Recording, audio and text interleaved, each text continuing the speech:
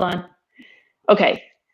Good afternoon. It's Nicole and Love Infinity, and here we are with Positive Impact Magazine's podcast version of fun and exciting spiritual content. Hello, everybody. Hey, Nicole, I just noticed we're both wearing white. Yes. And I want to give a shout out to my mom. She bought this beautiful white dress for me. It's gorgeous. For Egypt, because when you go to Egypt and all the temples, they recommend you have to wear white. And I was even considering doing a ceremony tonight and tomorrow with this Colombian shaman that's in town, and you wear white. So nice. Thinking about, I'm still on the fence. I've been bouncing around all day about doing it because I have so much stuff to do. And that's another topic, right, that we could talk about, spiritual priorities. And you know what I just thought of? All right, so I did a pendulum show with your neighbor who's in your neighborhood, Chrissy, from the Angel Co-op. Yeah. And Steven was excited. You know, Steven, my partner with Positive Impact, everyone out there, he's brilliant. He got into the pendulum too, and he's done workshops with it. And he taught me something else after that show that you can do every day and every night. Ask it questions. So yeah. You know, if you're in practice with it. Oh, and yeah. So I just thought of this too. Like, I can ask if I should go tonight. Yes, exactly. Exactly. A little bit from what we're going to talk about today. Everybody out there, hi, how are you? Hello. Thanks for joining us. Today we're just talking about, like I said, spiritual priorities. And one of the things that came up that Love Infinity and I were just talking about just before we came on is protecting yourself in various situations, especially when it comes to other healers, shamans, energy workers. We really want to make sure that they're coming from an authentic place. And we want to hear from you too. If you have experienced going to a healer or a light worker, energy worker, or a shaman who, you didn't feel quite, and it's funny you brought that up before, but I have another piece of this too I wanted to add. You didn't really feel quite comfortable with, and maybe even taken advantage of. And these are things that people like Love Infinity, like myself, we put a lot of energy and love and compassion and authenticity into our work. We're coming from a very deep place of truth within us. But there are a lot of people out there who choose to be Reiki masters or healers or whatever, but they're coming from a place of ego. And I want to say it's maybe they don't even realize that they're coming from the place of ego. Do you know what I'm saying, people? Those of you who are watching, but you get this sense that maybe they are not really in this for your benefit. It's like doing something for their own mind, their own head. Does that make sense? Well, anybody out there that's a healer, they know that it's not them healing, it's you that does the healing. The divine comes through, and you are your own healer. Right. But in that role, I find that there are a lot of people with a lot of ego involved in their practice. And sometimes they take advantage. And, we were just talking about knowing a few women who have been put into awkward positions with, medicine people, shamans and healers. And I've heard stories over the years, and it's really, really important to know who you are first before you enter, any healing, anything. To this day, the unfortunate thing, or not unfortunate, is people go there to see what they have become, so that they can merge back with their soul and be in a vulnerable place. Right, exactly. But this is the whole point. This is why I do not want to prevent anyone from speaking out if they've had a negative issue with a healer or a practitioner, because we need to support each other, right? Love Infinity. We need to be able to speak out loud. And that doesn't mean that every healer, shaman, and, you know, medicine, a light worker out there, doesn't mean that they're all coming from that same negative space, but just to acknowledge and say in the moment, I'm uncomfortable. You know, if you come across a healer and you're not comfortable, say it, and fear not, you know, walk out. I'd rather you have that level of self recognition and protection than for you to go through something and feel horrible afterwards. I mean, I've heard both sides of it. You know, I, to this day, I don't let anyone work on me. Anyone. I let one person work on me, and that's only in the last, I want to say, 2 years, because I really felt a soul connection. I felt she was authentic. I thought she was truthful and honest, and she had my best interests at heart. And when you don't have all of those things in that communication, in that conversation, then you want to call it out. And fear not. Do not fear being honest with someone about, you know, their temperament or their mood or their suggestions. They may want to take advantage of you, and they have a suggestion to do something in your best interests. Take this supplement, take this herb, do this. And then all of a sudden you start to feel as though you're not in control. That is not appropriate. That is, you should feel in control 100% of the time, and yet vulnerable for that healing, right? That's a very good example. That is a very good example. So I mean, I've met so many, you know, people are always sending me the names of other healers, other practitioners. Oh, you should get in touch with this one. You should unless I feel it in my gut that I can trust them, I don't. And here I am 28 years later, 30 years later, and I just found someone 2 years ago that I felt like I could trust. That's a good point too. Always follow your gut. Always trust your intuition. There are so many times in my life where I didn't trust my gut, my intuition, or anything in the body that is reacting. You've got to trust and deep into that, what it means. What does that mean? Yeah. And I think, it's always trying to tell you something. Yes. And I think when you know, when someone wants to shut you down because you're speaking your truth, that's inappropriate also. So if they tell you, oh, that's all in your head, you know, if they tell you, oh, I do this with everyone, don't believe it, don't go there.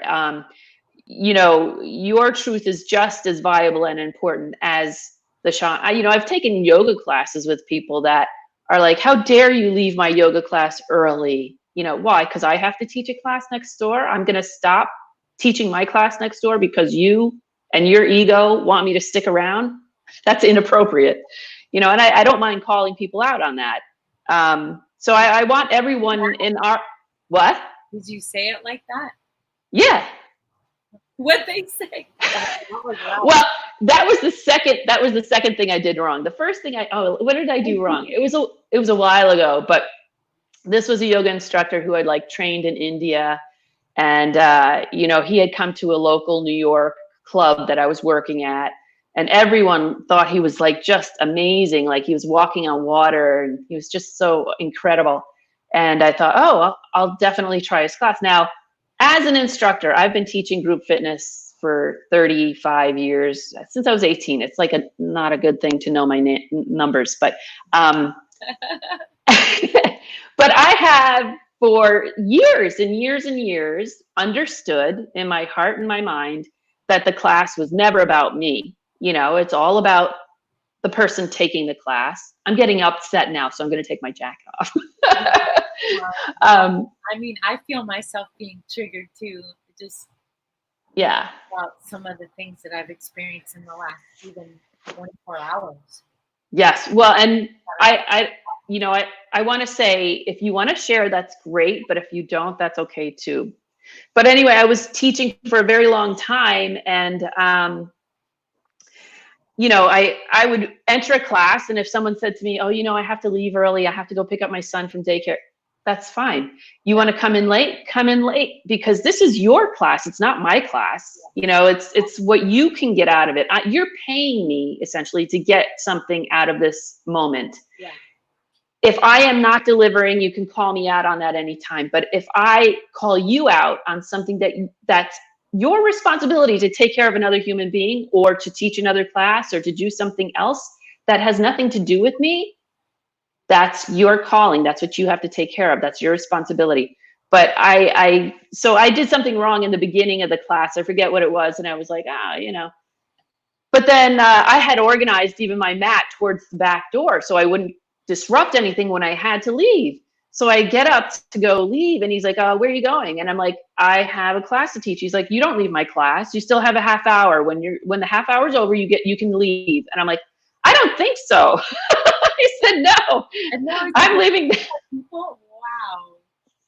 Yeah. So I said, "No, I have another class to teach. I have other responsibilities. I apologize." But to you afterwards, if you. Oh no, it was in front of the whole class. It was in front of the whole class. Everyone was like, wow. Well, he was using you as an example and making a scene. That's like, yeah. what? No, and I think he was genuinely shocked because everyone had just, you know, kind of made this altar to him in their minds as, "Oh, you are so," and he may be a very talented teacher, you know, Yeah. but he wasn't honoring my truth. And my truth was, I could only spend an hour. I didn't have an hour and a half, you know. And if that was a part of the program to begin with, I don't think they would have ever put him on the schedule, because he was too stringent, you know. Yeah. But yeah, me being a yoga teacher and running and owning a yoga studio too, definitely it's about them, and they feel the class. And but that's just one example of, you know, people who are put into this, or they're drawn to healing, they're drawn to energy work, they're drawn to yoga, they're drawn to shamanism, whatever it is, they're drawn to it, but they haven't dealt with their own ego, you know. And I find that so fascinating, because the whole point of this is to kind of lose your ego and be available for that person. And someone said to me once, like, "So what, you have no ego?" And I'm like, "Hell no, I have a huge ego, but that's not the point." The point is, I know when to leave it out of the picture. You know, that's the point. I know how to cut it off and just allow it to be a part of a persona that I put on YouTube or Instagram or whatever when I need to, or teach a class when I need to. But when I'm with someone in a therapeutic sense, it's not about me. It's not about what I want, how I want to manipulate the situation scenario. It's all about how, you know, this person is responding to the energy, what they need, and then like allowing their truth to come forward. I built another website with someone else called The Truth of You, and we haven't added to it yet, but I love that thought that, you know, we all have that instinct, that truth inside of us. And sometimes it helps us get to where we need to go, and sometimes it prevents us from getting to where we need to go. But understanding that if we honor it, 90% of the time we'll be happy, you know. That's right. And we are here to serve one another. Yes. Yes. Totally here to serve. Yeah.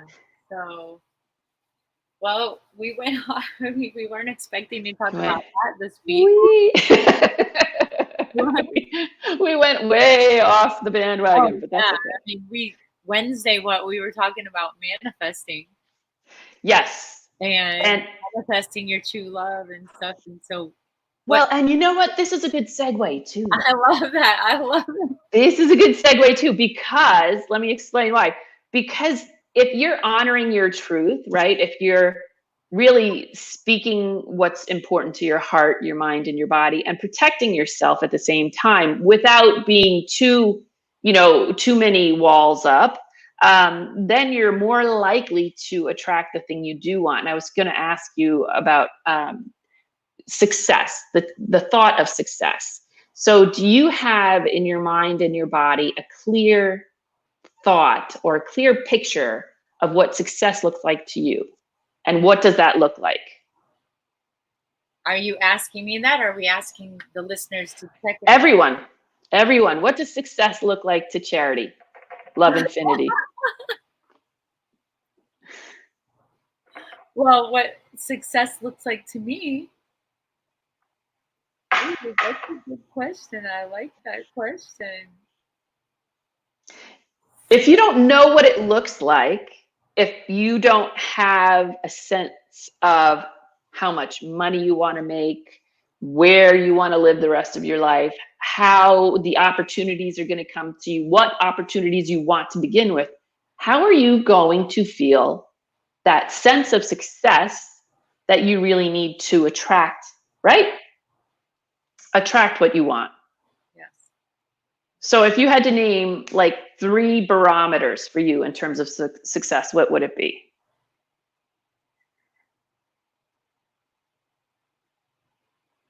One of them is in reaching people and inspiring and helping people. But what's your barometer? How do you know you've inspired and reached the people you want to reach? Are they written? Here's a little indicator. Yeah. Those of you who are watching, write a little blurb about how Love Infinity has positively impacted your life and inspired you. That's a nice barometer, right? Yeah. So if you get like 100 of those, would that be a good barometer? Yeah. Well, I feel like, yeah, I also feel like someone says that probably every day to me, something that inspired them, or every other day, at least once a week for sure. So do you write that down? I don't. You got to write it down. Okay. Because if it's just in here, it's never going to register as a part of your success. You know what I'm saying? Yeah. Yeah. I like this. So then what's the second? Financial. Financial piece. Okay. And then what is that barometer? It's like 100 grand, 300, $1 million a year. What is it for you? I don't know if I want to say it. Say it. Really? Yeah. I love the number 11 million. Ooh, 11 million. Ah, nice. Okay, so you got to write that down too, 11 million. Because even if you hit like 500,000, you're like, yes, yes, yes, I'm getting there. I'm on my way, right? 11 million is beautiful. And what's the third barometer for success for you? God, 11. It makes you think though, right? And this is the whole point. Like when we think about success, we think of it in these vague terms of like, oh, I'll have a nicer house, but there's no qualifying factor. And nicer could be, okay, the next house you move into has, hardwood floors instead of linoleum. You know what I'm saying? Like you have to create the barometers on your own. Well, a beach house and traveling the world first class. Those are all. Okay. Beautiful. 11 million a year. She needs a beach house. Not a year, 11 million a year. Wow, that would be incredible. Say 11 million a year. Just okay. What if you partner with like some of the biggest rock stars in the world and they're like, the more we talk about positive impact, the more I want to travel and write songs about it. And then all of a sudden you're getting some residuals from those songs because it's partly your idea. Anything could happen, right?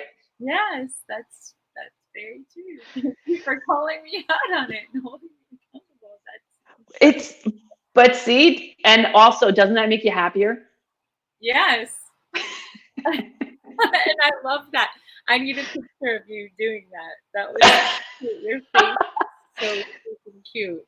That's my inner angel coming out. Like I love it when people like get turned on, get happy about things. I love it when people dance in the street or sing out loud. I love that. Wow, I enjoy that too. When I see people rocking out in their car by themselves, I'm like, yes, I love that. When I was in my 20s with my friends from college, if a good song came on, I was like, in the next parking lot, all the doors fly open. We're like, woo!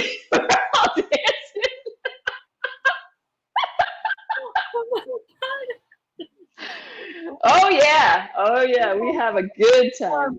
So Victoria, I don't know if you're listening today. She likes to tune in to your show, our show, or special. Yeah. I don't know if she's traveling. Is she traveling today? She may be So, traveling. I don't so I spoke with her. She just learned chronic healing, and we were childhood friends in high school. And I think she was telling me her youngest son is 16 now, and I said, "Ooh, driving." She said, "Yeah, I taught him your trick, Charity." And I go, "Which one? What trick? What?"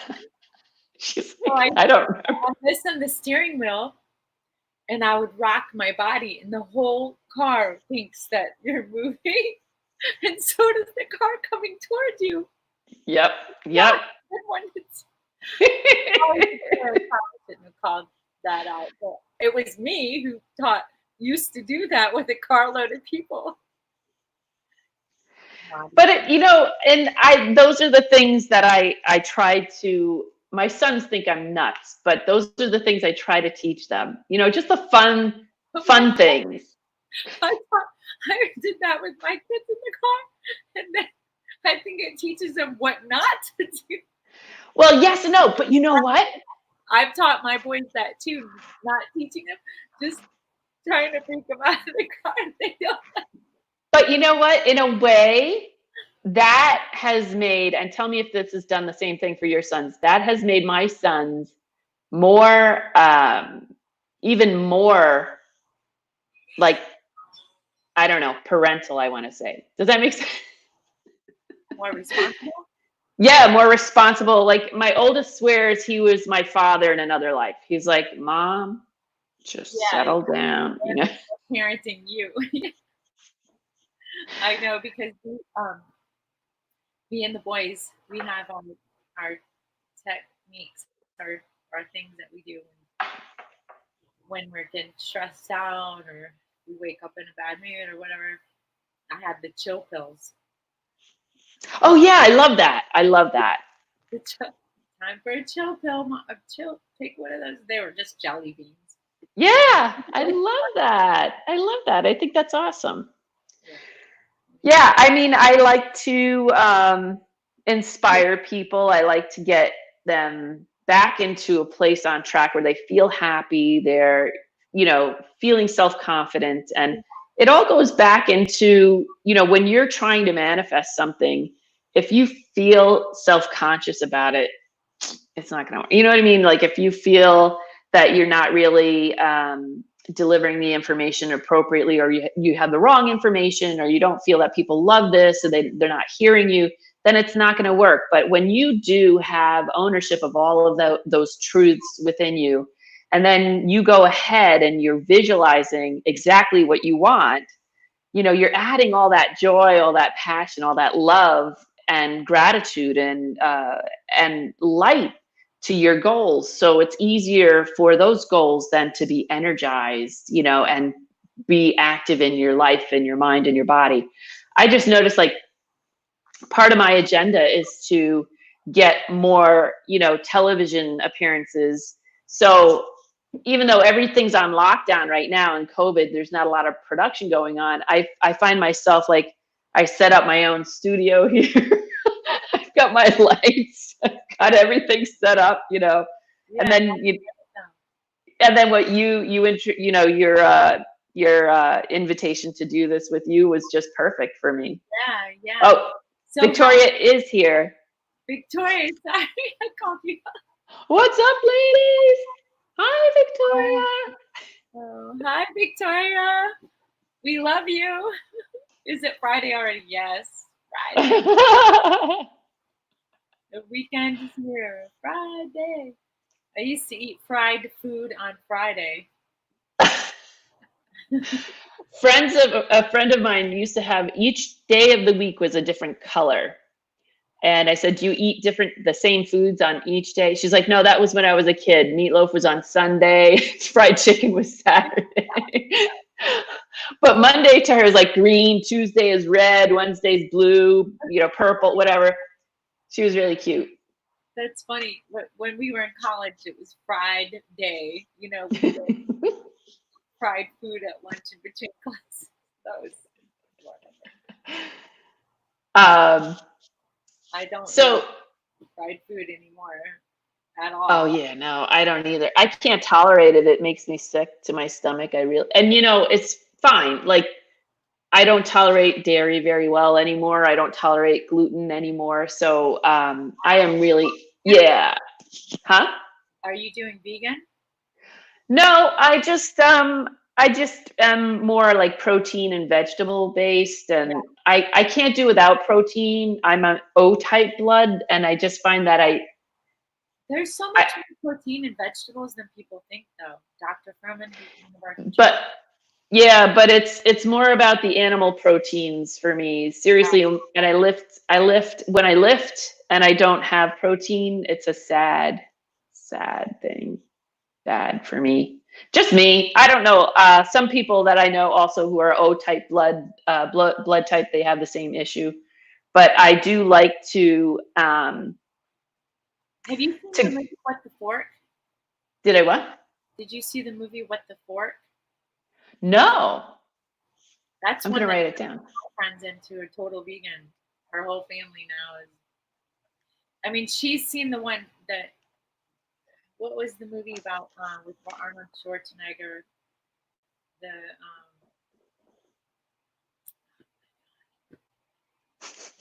I choose to know. She also told me you can. Well, let's hold that thought for a moment. So I just wanted to also get back to our conversation about success.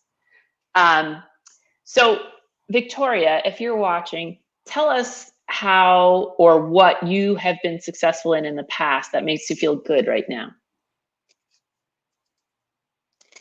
So, she's going to let us know in a moment, I'm sure. In the meantime, our minds, our bodies, and our spirits have to be congruent with each other in order to actually manifest something. Does that make sense? Is everyone on board for that? Makes sense. But and that said, let's give an example of that. So, all right. So let's just say, hypothetically speaking, eating right now, sleeping, and getting outside. Oh, that's your success. Yay! There is something to be said for daily successes, good things that happen on a daily basis. We went to my highest success. I mean, like mine was more like goals. I have regular. What I feel successful every day is that I meditate and do my prayers for the whole world, like thanking God for blessing everyone that I know and encounter, and that. And then if I get exercise every day, I feel successful. I think that's important also, like to acknowledge that there are different levels or different kinds of success Yeah. in our lives. Like I'm sure you feel successful. You've successfully raised two sons, and that. Yeah. And when I'm productive, when I feel like there's like a baby step that I did at least one thing for my business that day. Yeah. I have 1,000 things to do. And it can be overwhelming sometimes. Well, and this is what I want to get back to. Like, first of all, I think you're success because you started this whole movement. You have all these websites. You've been proactive in going after those things and those people that create a positive impact. That's okay. You can show your cleavage. Go ahead. I didn't realize. I know. I had a friend from high school. I was outside just on a. You're okay. You're okay. We're all girls here, and I don't care if you're a guy. We're girls. I had a bikini top on the other day, and I did a little infomercial on my book and my course. And I had a high school friend like, "Wow, cleavage!" And I'm like, "But it's a bikini top. Like to me, it's just like getting into some outfit to work out. It's like the same thing, but you put it in the context of a low cut shirt, and all of a sudden it's like, like,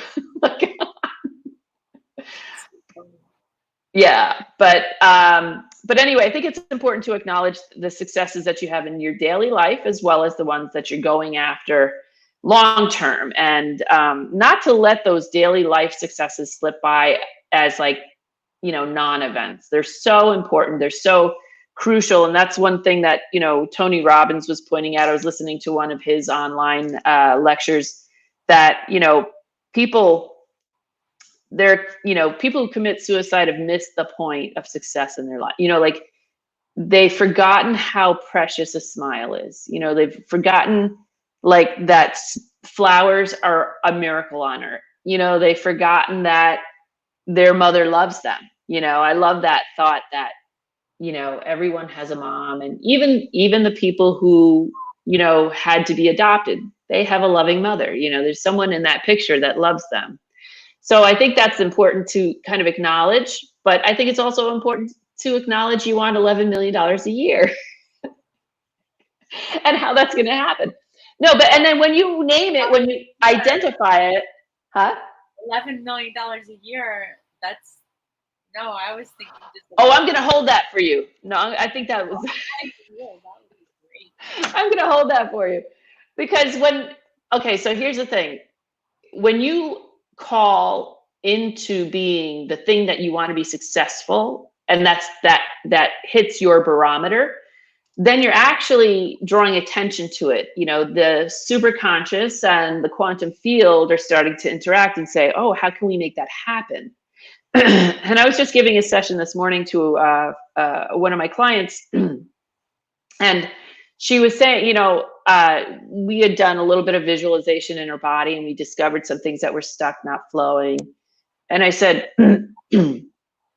how would it look if it were perfect? If everything were perfect? And she identified it. Well, it would be this way, and it would look like that, and I'd feel this way, and I'd feel safe, and I'd feel loved, and I'd feel this, and I'd feel that, and I'd feel. And then she started, after I said, okay, now we've worked with the superconscious, we've treated this part of your personality, we've energetically adjusted you, you've had a good workout. Now sit with that feeling of success. Allow yourself to really feel it. And I said, in about an hour, you're going to start to come up with solutions that address the things that are not right, and moving forward. So we worked on the stuff that was happening internally for her mind and body, but then she went ahead and made some changes, small things, asking for help. Number one, just ask for help. If you're overwhelmed, ask someone to help you out. The second thing I think she was heading towards was finding a different apartment because where she was depressing her. So two things that can help you be successful, and that didn't really take a lot of effort. You know what I'm saying? So sometimes I feel like people get in their own way. Yeah, that's right. Yes. Knowing though is the most important. Right? Yeah. But, and so, when people are like, oh, I want this goal, I want that goal, I want to be successful in this way and that way. And they keep telling themselves that, maybe they even have a clear picture of it, but they subjugate or they stop their own success because of something that's happening subconsciously. And that's why I think a lot of, these visualization techniques to attain success, to get your goals and things like that, they're partially successful. But the thing that I find so interesting that no one's really addressing is how to address that subconscious part of you that may not be ready for change. You know what I'm saying? Yeah. To get yourself out of your way. Right. Exactly. So that's knowing what that is. Like, how does the average person just listening to this, how do you get there? Like, because that's the whole thing. It's so that's why I wrote Be a Body Psychic. Yeah, and I look forward to getting my copy so that you can with me while we're doing for our listeners and readers. I had given Love Infinity a copy when she was visiting our area, and I guess someone ripped her off. And I remember who borrowed it, and I remember being excited, but they chose that one, or out of, because we get sent thousands of books too. Yeah. And I was like, Yeah, that's my friend Nicole, and there's a great CD in there. So, I don't remember who even borrowed it. well, I'll send you a new copy. It's not a big deal, but I do want to say, like, for anyone who's listening, anyone can do this. Okay. So you're going to sit quietly. In the book, I have a CD that has a lead visualization, a body scan, but you can do this quietly on your own. I would suggest listening to some sort of meditation music for a few minutes, like maybe 10 minutes prior to. So that's just like any kind of a physical workout. You're warming up your mind so that you can delve deeply and kind of hear the truth of your mind and body and your soul in your body. So then you go quietly and you just place the issue in your mind first, right? You're thinking about what's maybe not exactly where you want it to be. Then you allow it to drop down into your body. And this is another visualization I have on my CD called Dropping the Ball. It's not what it sounds like. You're not like making any mistakes. You're dropping the issue down into your body, and then you're allowing your body to inform you. And you just want to make a mental note of any emotions, any colors, any symbols that are rolling around in there. And part of the workshop piece, when I do the workshop, is I help people discover what their symbolism means, because a lot of people have, some emotional symbology. Some people have actual color symbology. Some people have, an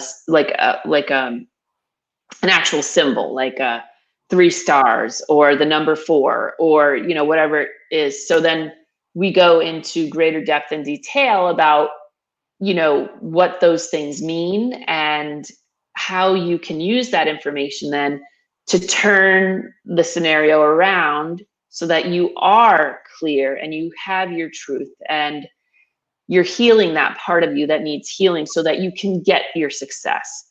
And I think this is more effective, I want to say, than just visualizing. I think, even definitely a huge part of it.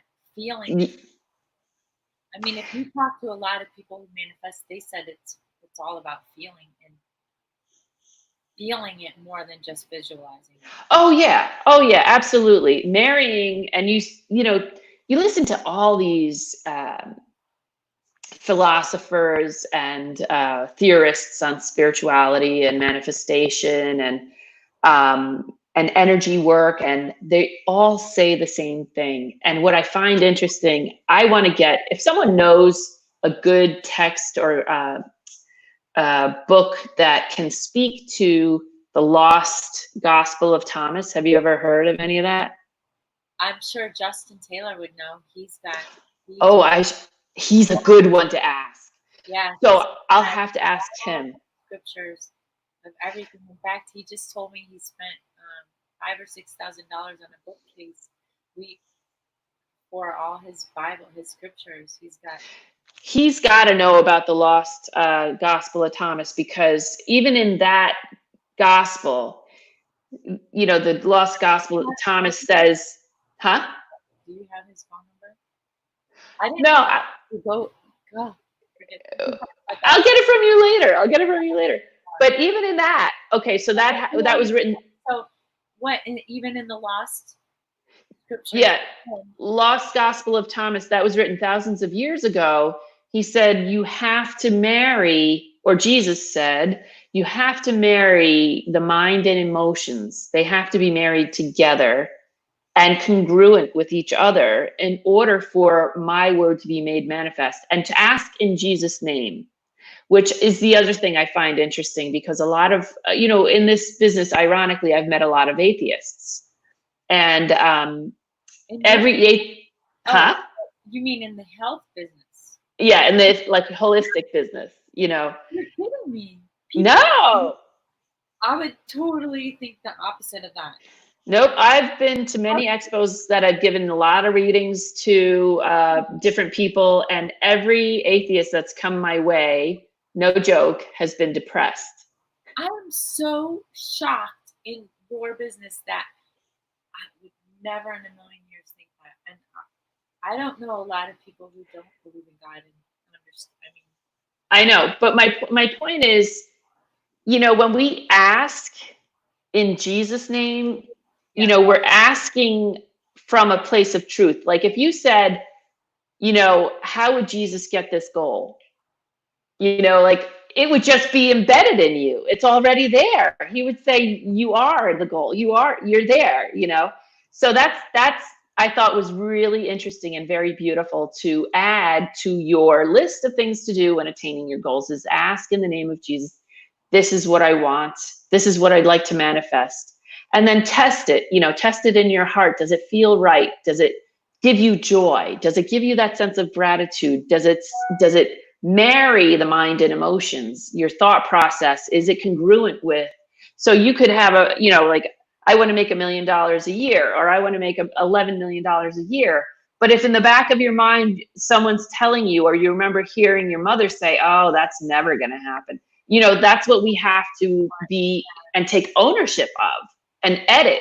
You know, let's edit that out and move towards that place where it is a possibility, you know. And I think about all the people you've met, a lot of very famous people. I've met a lot of very famous people. I worked in television for 12 years, and you know, not one of them I remember, like, and they may have had their own internal conversation, but never once did I come across, you know, a famous television or personality or actress or actor that was like, oh, you know, really self-deprecating and, you know, like doubtful. You know, it just, they don't go together, you know. So these famous actors and actresses who are very successful, and television personalities who are very successful, their minds are congruent with their experience, and their experience is congruent with their emotional status. And they're very happy to be doing what they're doing. And in fact, if you asked any of them, they would probably say, I can't imagine doing anything else, right? So that's how singular minded you have to be. You have to be that central focused, so much so that that's the only thing you see being your reality. Then allow the Holy Spirit, allow the quantum field, allow for other people's energy and will to act on that. And you pick and choose, I want this opportunity, that one's not right for me. You know, just allow it to grow and develop. Does that make sense? Yeah, totally. Yes. So I don't see anyone asking any questions right now. I mean, we've been on for a bit, so did you want to sign off? And I think it's time, because like I was talking with Justin in our regular day, if we go over 30 minutes, people don't want to watch it. They're thinking, oh, that's an hour long. I agree. Short. Yep. Let me just ask you something. I had a thought, because we were trying to rhyme our manifestation day.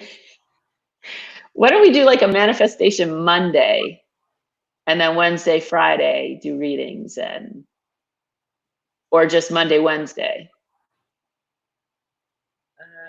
Okay, I'm not sure I understand the question. Like, you want to do another podcast on Mondays? Well, I'm just asking you because, you know, manifestation rhymes with M, Monday, not Wednesday or Friday. Does that make sense? Yeah, it does. Or is that just like in my mind? Like, Nicole. Yeah. Okay, well, let's talk about it when we're done. Okay. All right. Anyone have any questions, or if you ever want to get a reading, please comment when you get the opportunity. Tell your friends and neighbors about this show if you're enjoying it, and please follow us as well. Thank you so much for joining us. Thank you. Have a fantastic day. Yes, we love you. We love you. Bye. Bye.